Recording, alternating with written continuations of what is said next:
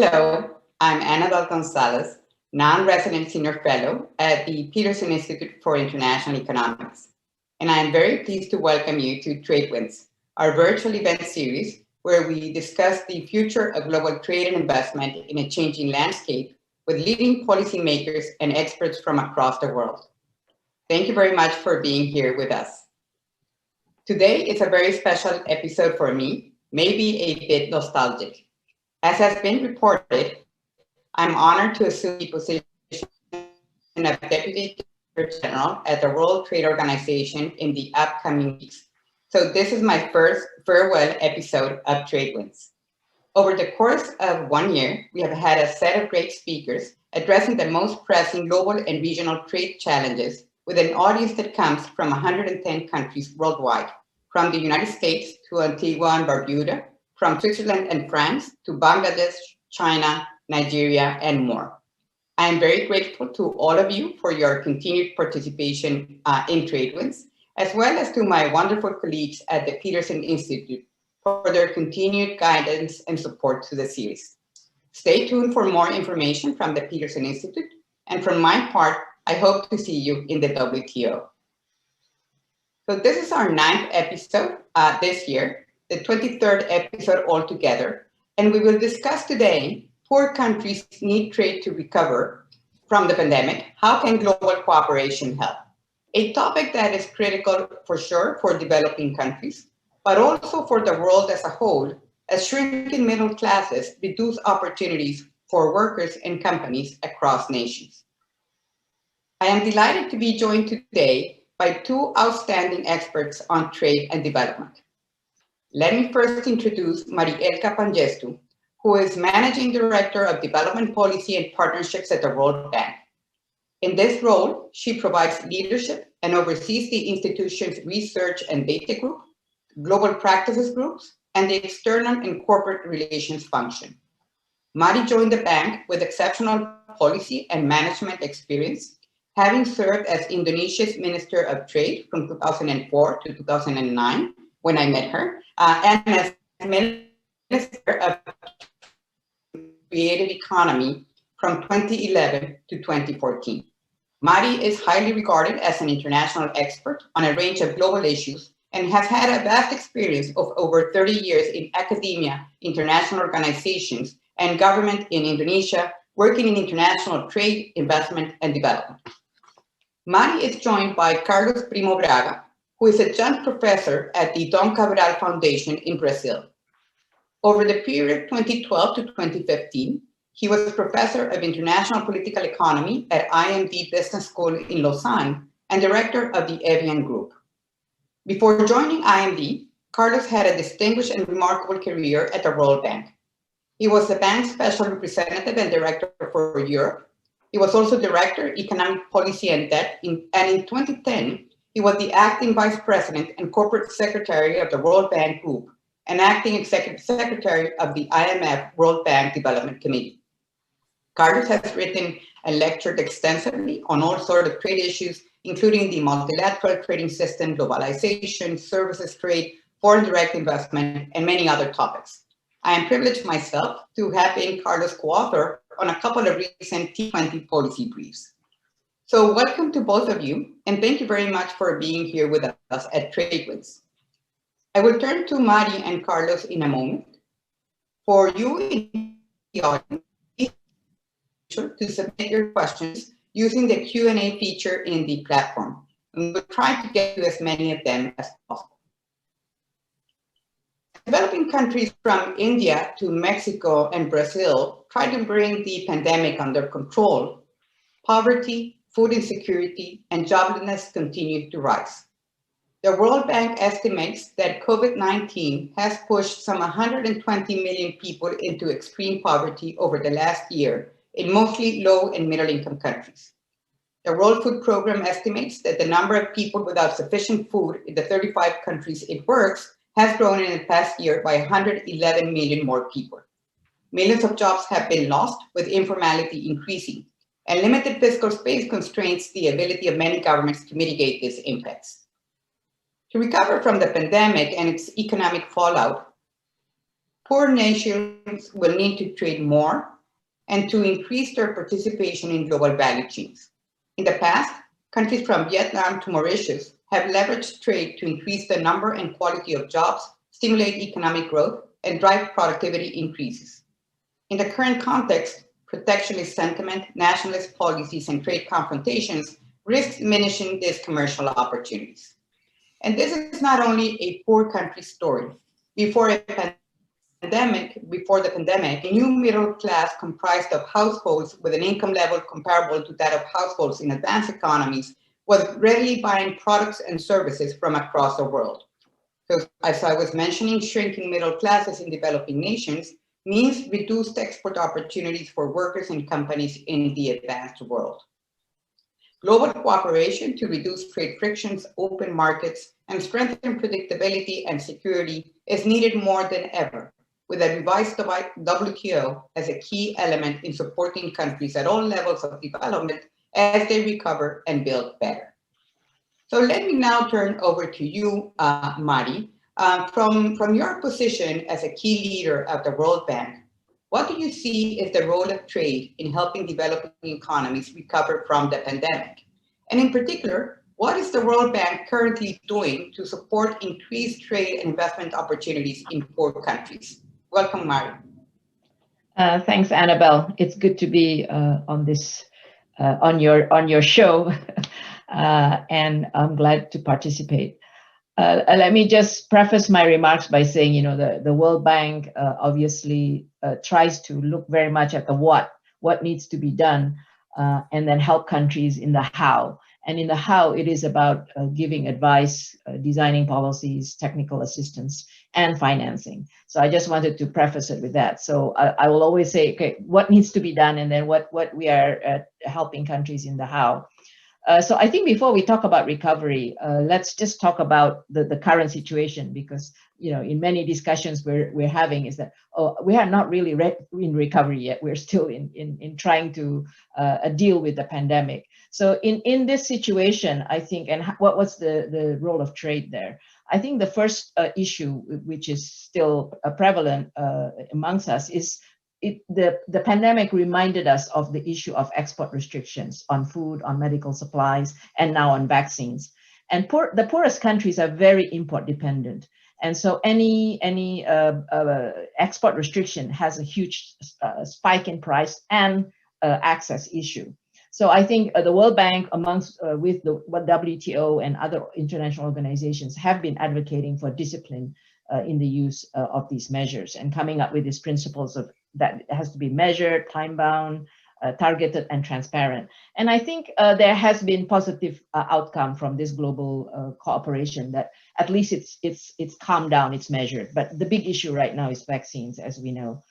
And the other issue that we are dealing with is, how do we keep the lights on for firms, including firms that are exporting? And our pulse surveys, business pulse surveys, are showing that exporting firms are actually doing much better than non-exporting firms. And that has a relationship to the recovery, that trade is actually already recovering faster.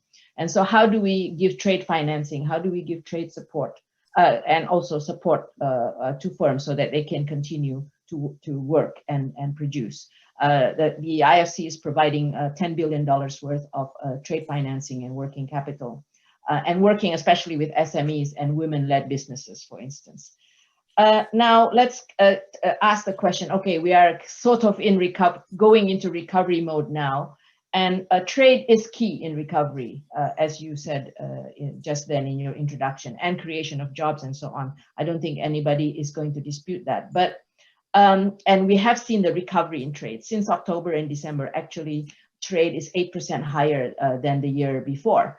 And we see recovery in trade in goods being robust. We even see trade in recovery in services, except for tourism, the modern services like financial, telecom, and digital-based services. And GVCs have been more resilient. That's the good news. The bad news is that it's uneven. The East Asian countries, which are more integrated and are a part of GVCs, are doing better than the Sub-Saharan Africa and Latin America, where trade is still down 15 to 10%. And then we have all the pressures on reshoring, protectionism, and so on. So if you ask the question, how do we have trade and investment be a key part of a recovery? Let me just mention 5 or 6 points without going into too much detail because of time, and we can come back to it. Of course, first, keep an eye on these export restrictions because they are still there. So the global cooperation in monitoring and disciplining this is a more WTO rule, but the World Bank supports by providing data and monitoring these export restrictions, as well as food prices. We are monitoring food prices across the world and on a very timely basis. Second, we can see that countries that are part of global value chains are doing better. So in the recovery, how do we make sure that we can continue to push for greater global value chain integration? 50% of trade is coming from global value chains. And there's a lot of discussion about reshoring and nearshoring and is this the end of global value chains? We don't think so. Our studies don't show that. It's too difficult to just dismantle. So how do we make sure that we pay attention to that? And it is the traditional policy recommendations about trade and investment reforms, addressing market distortions, infrastructure connectivity, and reducing trade costs. I think that's an area where we are working closely now with governments. Trade facilitation and reducing the non-tariff measures and reducing the trade costs will be a big issue ahead. So our lending programs and our policy advice are addressing trade facilitation, connectivity, GVCs, and trade agreements. And the 2 other points I would like to just mention briefly is that we have been talking about trade growth and recovery and the links between trade and growth and also poverty reduction. But we know that there's a lot of nationalist and protectionist pressures.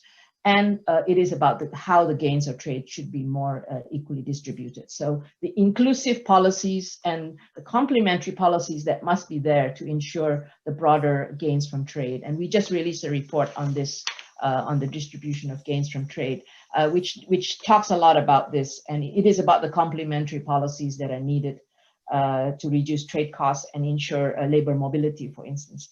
And finally, I would say that we have the new challenges at the same time that we're addressing all this to ensure that countries can keep up their competitiveness with sustainable trade coming into the picture, carbon pricing, carbon border adjustment taxes, digital trade. And I would say this has been my passion for a long time. And I know, Carlos, you've been working on this for a long time. Trade in services. There's a huge opportunity here for developing countries to be entering into trade in services. And I think that the rebound that happened in the kind of the digital based and modern trade, services trade, and the role of trade in services in global value chain, all this is going to be also new opportunities for developing countries. Let me stop there. Thank you.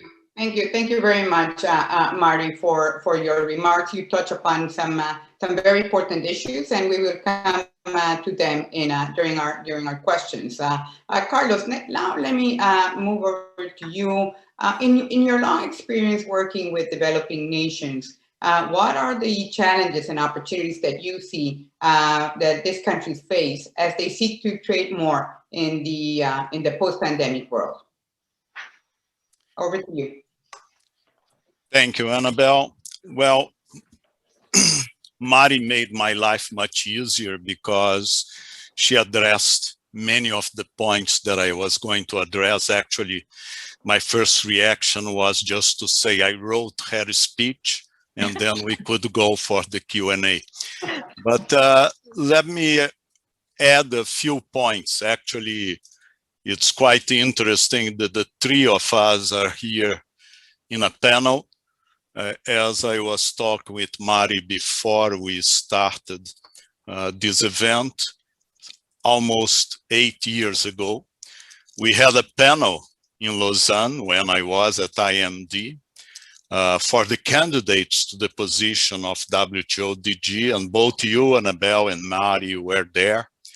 And the question that I posed to all the candidates was how to rekindle the interest of the private sector in the WTO. And I explained this with a very simple example. At IMD, we used to have an event with CEOs of large corporations. And in 2012, I had made a word game with them. And I asked the CEOs, and these are roughly $1 trillion in terms of capitalization, large multinationals. So I asked them, what is the word that comes to your mind when I say WTO? And the most common response was frustration. So that's the background that we have to work with, because on one hand, we all believe that the WTO has a very important role in terms of global governance and also in terms of the recovery of the post-COVID world. But at the same time, if we cannot engage the private sector in a productive manner, the results are going to be suboptimal, to say the least. The things that we know about trade and development are, let's say, to a certain extent, consensus, in the sense that those economies that have followed outward orientation strategies, to a certain extent, have embraced globalization, typically had a better economic performance, growth performance, than those that pursue inward-oriented strategies.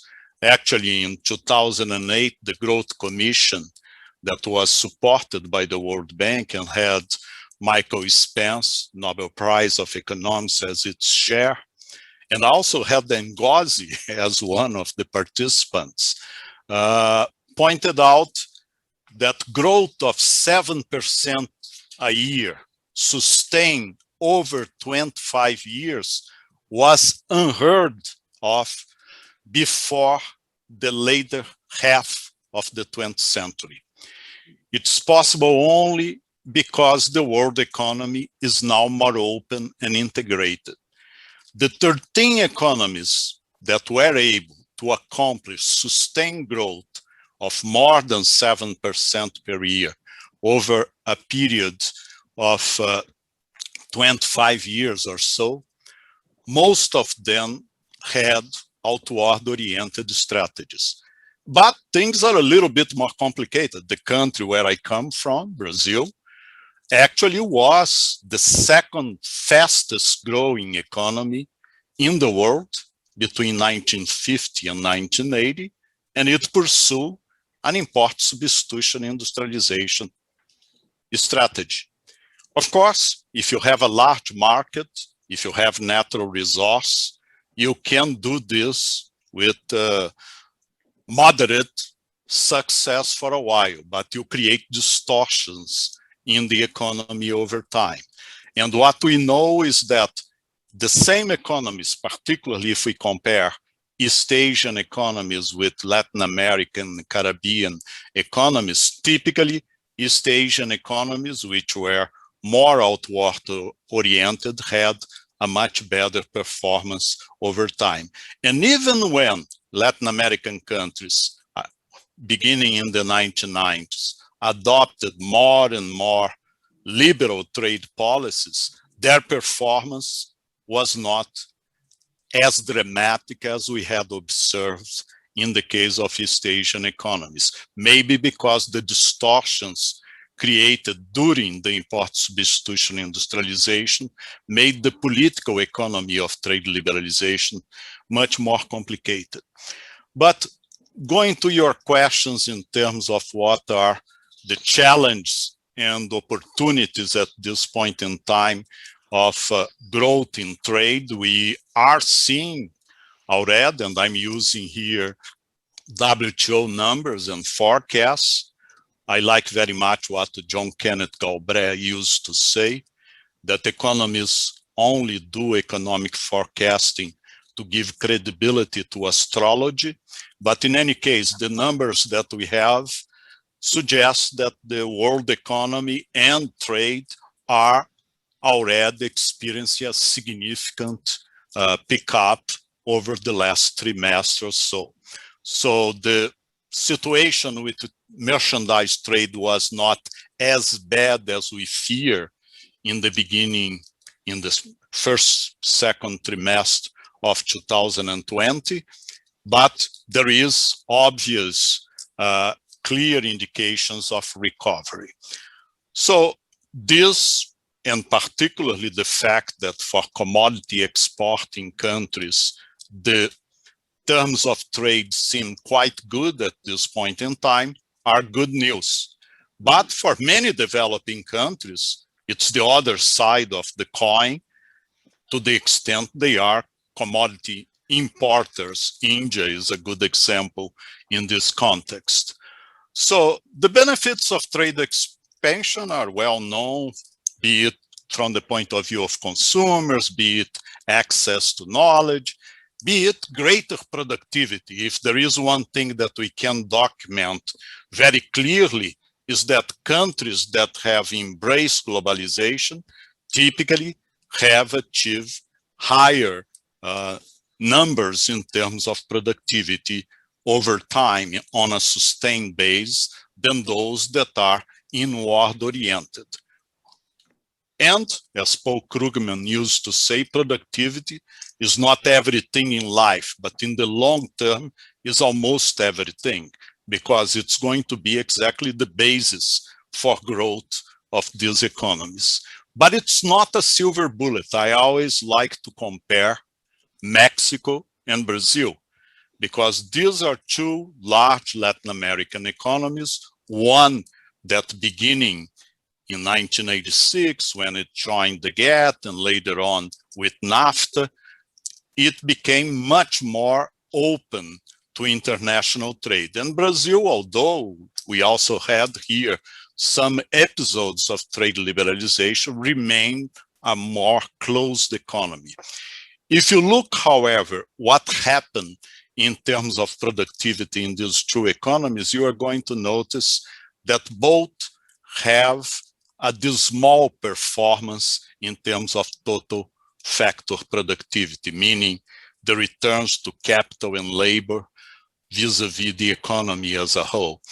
And the reason for that is that exposure to international trade is necessary, but it's not sufficient for you to have significant growth performance. Because if you have economies with large informal sectors, a tax system that it's too complex, and a significant, let's say, quote unquote, black market in parallel to the formal economy, the incentives for this segment of the economy are not going to be as pervasive as we would expect in the case of more formalized economies.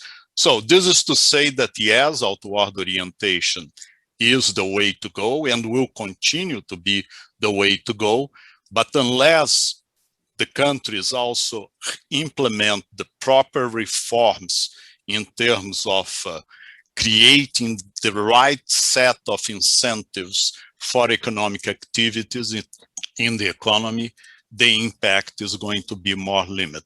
And we could go on in terms of discussing the challenges. Of course, economies that are more outward oriented face greater volatility, how to buy quote unquote insurance for this. Also, with respect to the whole question of interdependence, the law of unintended consequence. If we look, for instance, the case of Mexico, for instance, as you probably remember, in January 31st, 2007, there were the famous tortilla riots in Mexico. This was associated with a dramatic increase, something like 400% in 3 months, in the price of corn. If you were to ask what caused this, you would have to go almost 2 years earlier and to look what happened when Hurricane Katrina impacted the Gulf Coast. And as a consequence, we had more than almost 3,000 oil rigs that stopped production. Price of oil in the US went up, and the government provides subsidies in the US for the production of ethanol from corn.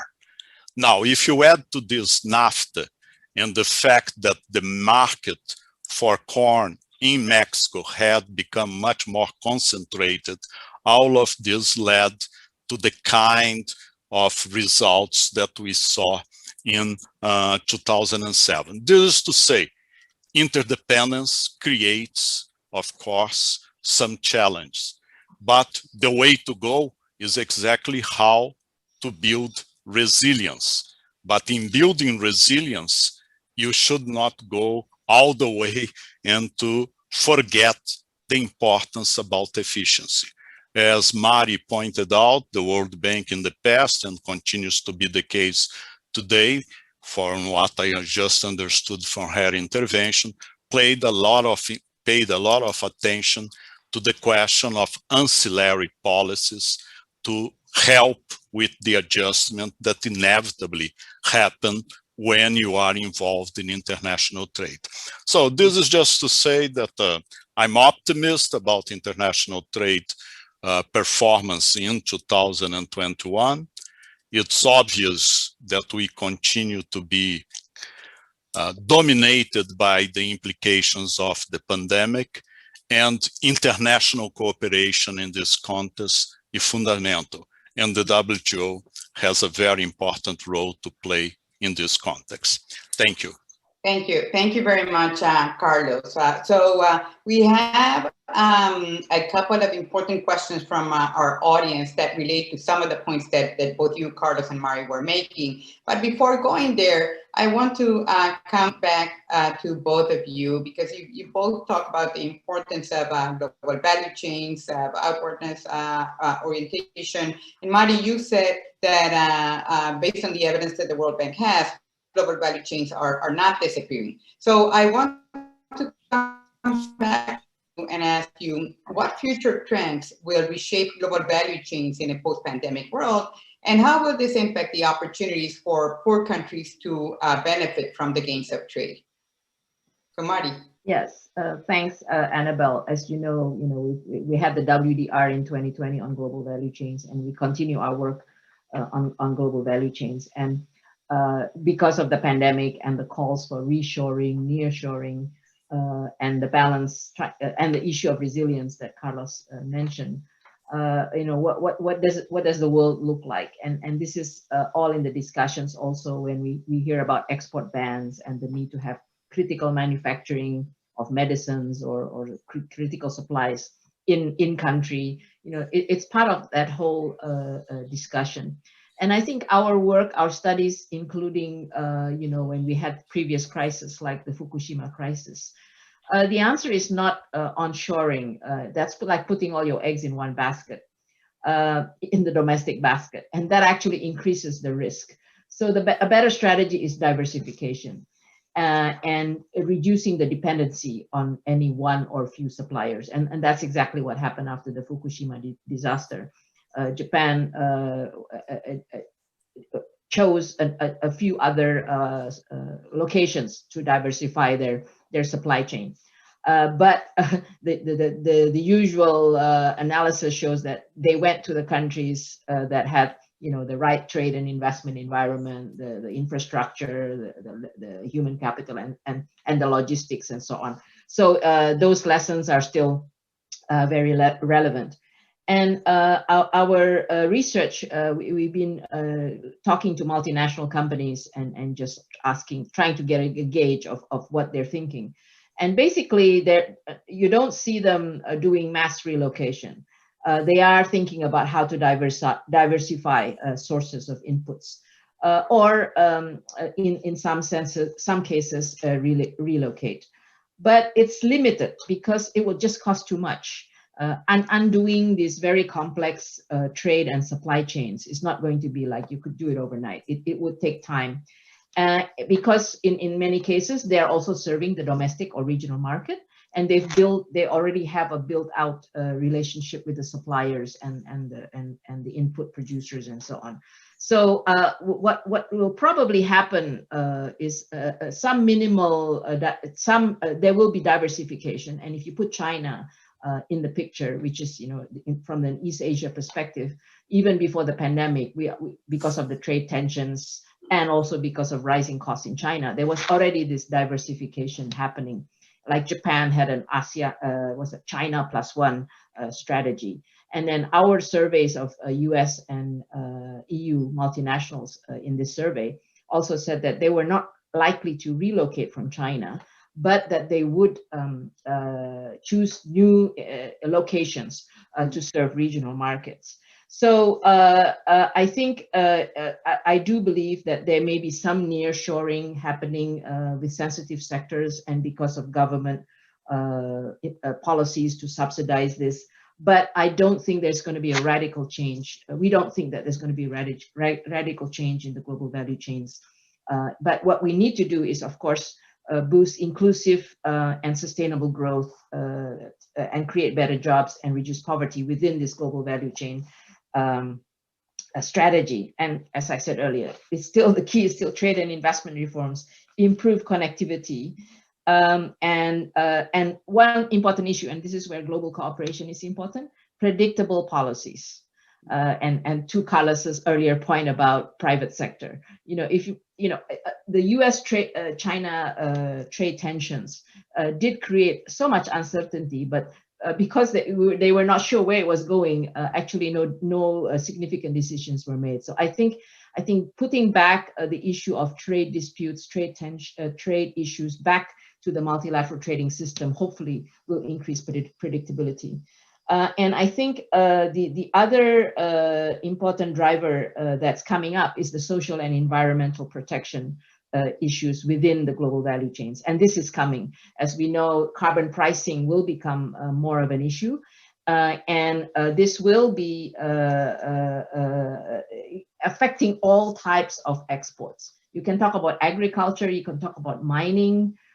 I just want to mention mining just because there's a huge, we want to have export diversification, but a lot of countries that are producing the key minerals, copper, nickel, iron ore, that are key to this new renewable energy technology are having a boom. But then the sustainability of the mining practices there, the agriculture issue, and the fact that, the carbon pricing, how do we make sure that the carbon pricing and the carbon border adjustment taxes that Europe is planning to implement are not disguised protection, but that they are really, in the WTO language, that they're transparent, that they're scientifically based, that, we have an agreeable measure of what carbon content means, and so on and so forth. I think that's going to be a big issue for the global cooperation, and to ensure that developing countries are not going to be penalized for this. And the final thing I would say is that private firms are also looking at how their carbon footprint across the whole value chain, and that developing countries need to pay attention, going back to the global value chain issue. I'll give you a concrete example. Tesla is thinking of having a regional hub in Asia. And one of the requirements is that we want to source all of our energy in producing the Tesla cars with renewable energy. So if you're a country that doesn't supply renewable energy, then you are not going to be on Tesla's list. So that's just a concrete example that it's already happening, and that's something that developing countries need to pay attention to.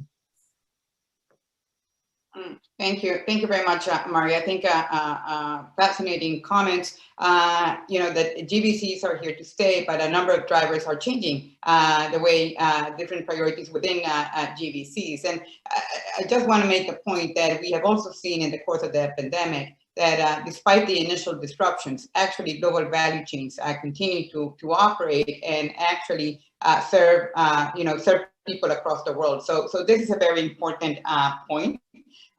So Carlos, let me take a couple of questions from the audience to build on what Mari was saying.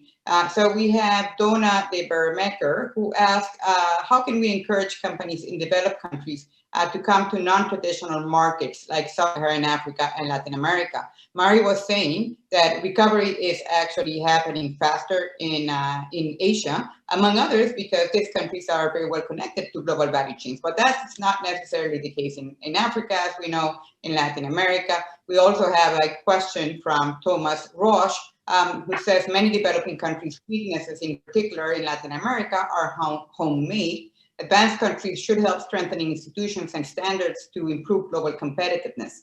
Maybe not a question of trade of goods, but rather exchange know and brain power. Would you agree? Let me turn it over to you, Carlos, for some reflections on these issues. Okay, I had some problems with the final part of the second question. Your voice was breaking. Could you repeat it, Annabelle? Yes, it's a question from Thomas Roche that basically says that a lot of the weaknesses in developing countries are actually homemade, and that maybe as important as trading goods is also the exchange of know-how and brain power. Yeah, no doubt. And definitely you have to build the proper institutions, you have to have sustainable policies in terms of trade, the ESG agenda, if you are going to participate, for instance, in the most dynamic global value chains. Some countries have done the transition quite successfully. I would mention Mauritius. Rwanda is another good example in this context, but definitely it's a much harder proposition for low-income economies to be a dynamic participant in international trade, particularly if you don't have the will to implement the domestic reforms that are required. And I would fully agree that the question of access to knowledge, be it through imports of capital goods, be it through mechanisms to foster foreign direct investment, are important components of this kind of strategy to benefit from an outward orientation. I'm not saying this is easy. It takes time, particularly the process of institution building. As we know, institution building, the progress is a snail, in the words of Günter Grass. It takes a long time for us to be able, for instance, if you are in a low-income economy, to build institutions that would mimic the quality of the institutions, even of a middle-income country. So this is a process that takes time. And how you are able, let's say, to accomplish this transition, particularly in a moment like the one that we are living, in which there are external shocks that are quite significant, it's not an easy proposition. Over the last 20 years, we had observed some major external shocks, be it the terrorist attacks in 2001, the global financial crisis in 2008, the rise of populist governments with protectionist tendencies in Western democracies, decisions like Brexit in 2016, and now COVID-19. That's a reality that we cannot, let's say, forget, but the solution is not try to hide from the international economy. It's exactly to create the shock absorbers and the policies that would allow us to live and benefit from international trade, capital flows, etc. Right now, for instance, one major concern for developing countries is what is going to happen with interest rates in the industrialized world, because this can create major exogenous shocks, particularly for those countries that rely significantly on external debt for their financing. And that's why the IMF, the World Bank, have been working together with the G20 in terms of debt relief. And this will continue to be a priority at this moment. Thank you. Thank you very much, Carlos. So we have our audience is very much interested in the topic of the potential of services to support developing countries' integration into global value chains, to exploit the potential of digital trade. So we have Barbara Kochwar and Sherry Stevenson asking about what potential for digital services for developing countries, and in particular for smaller firms in these countries. We have Bruno Antunes asking about the potential of servicification to diversify developing countries' economies. Sheila Page concerned with long-term impact on developing countries' services trade, in particular in the smaller economies, thinking, for instance, about tourism. Overall, there's a question as, is it important to have an international digital trade regime that can further support developing countries, integration into the digital economy through services, and what kind of policies would be beneficial for developing countries? So this is a big plate, but I would like to hear your views on this issue of services, the potential of services trade to support developing economies. So Mari, let me start with you. Thank you. And thank you, Sherry, for the question. Sherry has been my partner in crime, I don't know, maybe for 3 decades, in thinking about services. And I, as I said in my opening remarks, I do think services is the big opportunity for developing countries, and I have always believed that. But services, restrictions in services sector, a lot of it is investment and domestic regulatory issues. It's still a very difficult area, and we have been. I think the first pitch it's a pitch that we've been developing for a long time. That you need efficient services to become competitive, including in your manufacturing exports, and it will be it will make you more integrated into the global value chain if you have the efficient services. And there's a lot of studies that show that. I mean, I just remember the one done on Indonesia that showed that Indonesia was not very well integrated into the global value chain. And one of the issues was services. If you looked at the, because we didn't have the services for R&D design that would support a greater integration into the higher end of the global value chain. And so these studies do show the importance of efficient and competitive and international services as part of your competitiveness. And I think this is something that we will, the analysis and the studies need to, these are, I think, kind of on the broader picture that I think is still very important. And I do think it's already happening. The global, how efficient you are and how good your services sector are is going to be key in being part of the global value chain and creating jobs. And I think the pandemic has shown the importance of digital technology in enabling firms to be able to participate, continue to participate in the economy. I mean, our studies show that our Business Pulse survey shows that SMEs, the use of it is the uptake that you see in trade in services, which are telecommunications, financial services, and digital-based services, happened in countries which were ready for it. Ready for it, what does that mean, right? This is another body of rules, and this is legal and regulatory framework. So the last two I mentioned, these are issues that need regional and international agreements. And finally, trade facilitation is still important. because even if you're transacting and buying and selling goods digitally, the goods, if it's a services, is different. But if it's goods, the goods still have to be delivered. So the last mile is still important. So the issues of non-tariff measures, cost of trade, trade facilitation, logistics, they all still matter. The old traditional trade issues still matter. So the question was, do we need an international trade regime on digital trade? Yes, the answer is yes.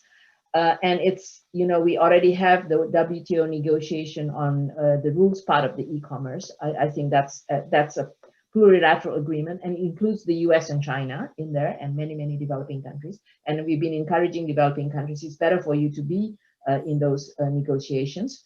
And then there's the whole broader issue of the use of technology and the other issues, which are not necessarily under WTO, but there needs to be an international agreement on these various aspects of digital trade to ensure that this can be empowering rather than inhibiting. And there's going to be a lot of capacity building that's needed in many, many of these countries, and institutional and regulatory strengthening. Finally, on services, do we want to, where do we want to take services negotiations? I actually hope that this is something that the WTO can also push on, because it is one of those, we have lots of debates on, is it better to do it regionally? Is it better to do multilaterally? I still think it's better to do it multilaterally, but if you can get, a push regionally, whether it's under CPTPP, under RCEP, or even APEC as a kind of, not a negotiating body, but to push the frontiers on what, at least on certain issues, to remove the restrictions in trade and services. It can be a good building block for the multilateral agreement. But are we ready for a wider, broader, deeper agreement in services? I will task you as the next incoming DDG to think about that very seriously.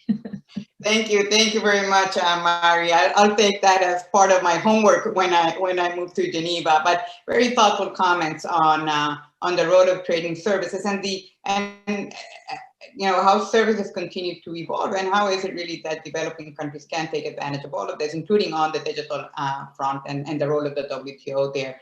Carlos, you've also thought a lot about these issues. Can we hear a bit from you, please?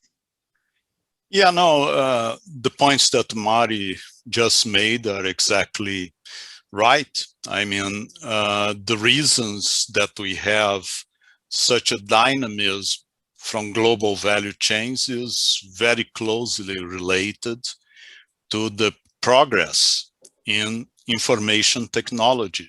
The possibility of fragmentation of world production, of course, is linked to our capacity nowadays to manage fragmented process in a very efficient manner.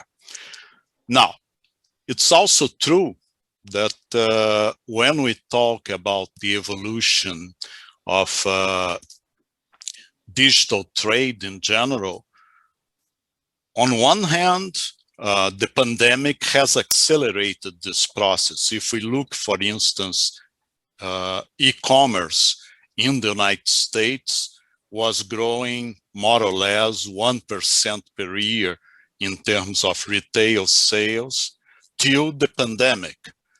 By then, the market share of electronic commerce was something like 16% of retail sales. In just a few weeks with the pandemic, this evolved to 27%. So the pandemic has accelerated this process. In a country like Brazil, for instance, there are some estimates that 70 million people began to utilize delivery services in 2020. And roughly 32 million people in Brazil nowadays rely on apps to survive amid the implications of the pandemic. So the service sector is changing dramatically. And this is also having implications for trade. The kind of measures that we need at multilateral level and also in the context of regional agreements are well known. We hope we can move a little bit faster on this front. As Mary pointed out, we are trusting that you can put some fire in this process in Geneva, because no doubt it will require some movement in terms of results to go back to the question of how the private sector see an institution like the WTO. Another point that I would like to make is the following. With respect to services, and particularly with respect to digital trade, expect the unexpected. In the 1990s, I helped organize in the World Bank a fund, a trust fund called InfoDev, Information for Development.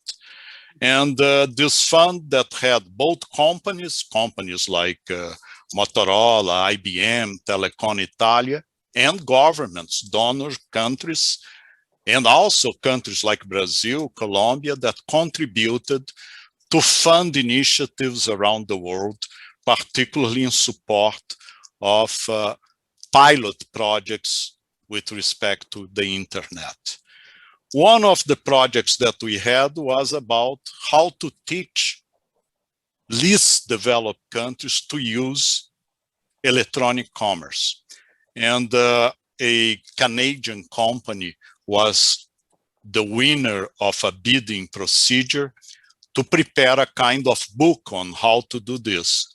And the Canadian consultant went to Addis Ababa to give a seminar about digital trade. Remember, this is 1997, something like that, very early days for the internet, particularly in sub-Saharan Africa. So at a certain point in time, he asked, does anybody in the audience is already engaged in electronic commerce? Somebody raised his hand and said, yes, I sell goats on the web.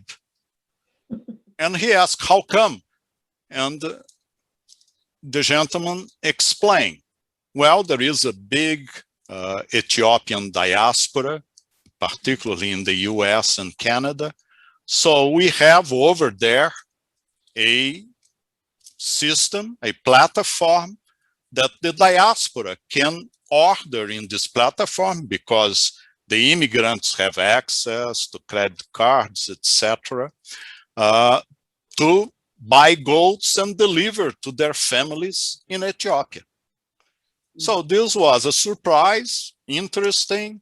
I told this story to my then boss, Jim Wolfenson, and I don't remember if it was in Davos, some interview, he mentioned this story. So it was a quite interesting story. A few months later, the Canadian consultant met with this Ethiopian guy again and said, well, how are things going? I said, great, particularly after you guys mentioned our story. We are now even selling goats on the web. I said, well, wasn't this what you used to do? And I said, no, we used to sell ships.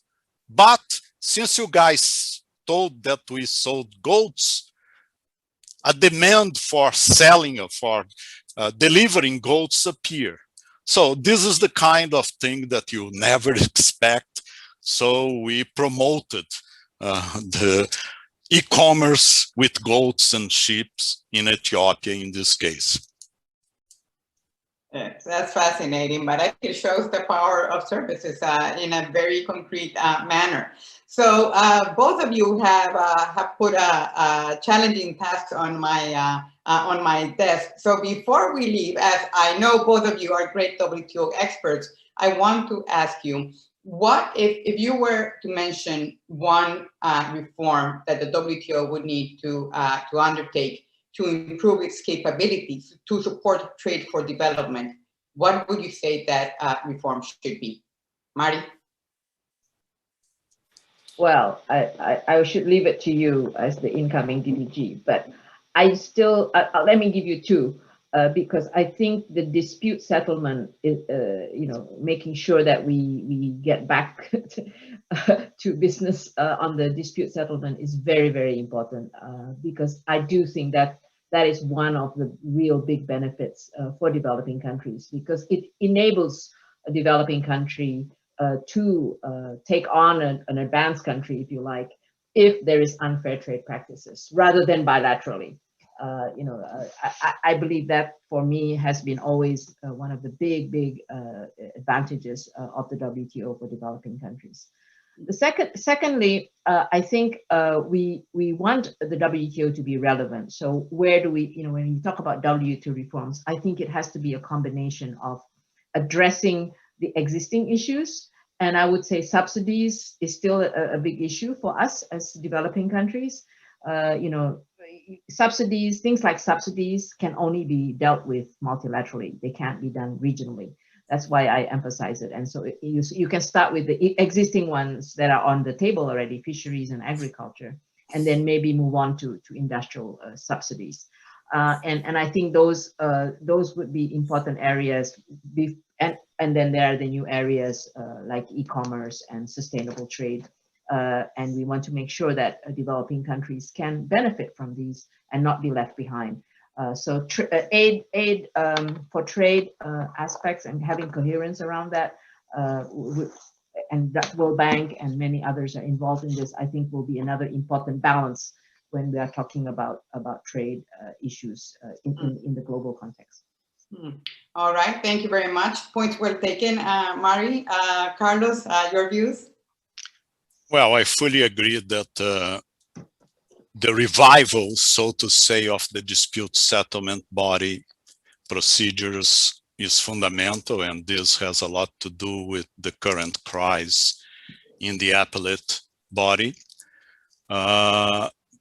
This has to do, of course, with the credibility of the whole system. And this should be a priority because it affects everybody. Anybody who argues that the WTO is not relevant is missing the point that if we don't have the system of multilateral disciplines and the ability of having a quasi-judicial system like the dispute settlement procedures of the WTO, the world economy is going to suffer in this context. Now, let me add something here, and it may be a little bit strange in terms of the question that you just posed, a little bit like asking what Alexander the Great and Winnie the Pooh have in common, besides the same middle name. But we have to recognize that the big problem that the WTO faces today is the situation of China. Unless we are able to address in a diplomatic manner a non-market economy, an economy where subsidies and the role of state-owned enterprise play a very significant role, the multilateral system is going to continue to be in check. And there are some alternatives. We have seen already some positive steps, particularly from the European Union in negotiations on investment, for instance, with China, that we hope will be implemented in the future. But unless we can address this issue, it will be very difficult for us to have an operational multilateral trade system, because the neoliberal trade order cannot exist and survive if the major economic powers in the system do not support it. And we have to go from rhetoric to reality. I think the Biden administration has already made some important positive steps in this direction. Like, for instance, the fact that it agreed with the consensus indication of Benghazi. But we still have a way to go. And unless we are able to address this situation of China in the multilateral trade system in a pragmatic manner, there will be more difficulties ahead.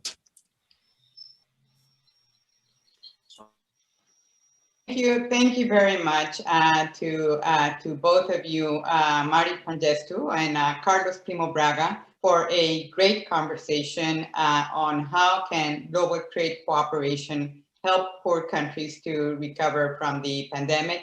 I am particularly grateful to you that you agreed to participate in this farewell episode of Trade Winds.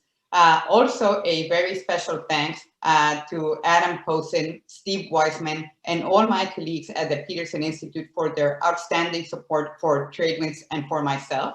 To our audience, a heartfelt thank you from my side. Please keep coming to the Peterson Institute's virtual events, and I look forward to engaging with you from the WTO. To all of you, thank you very much, and goodbye.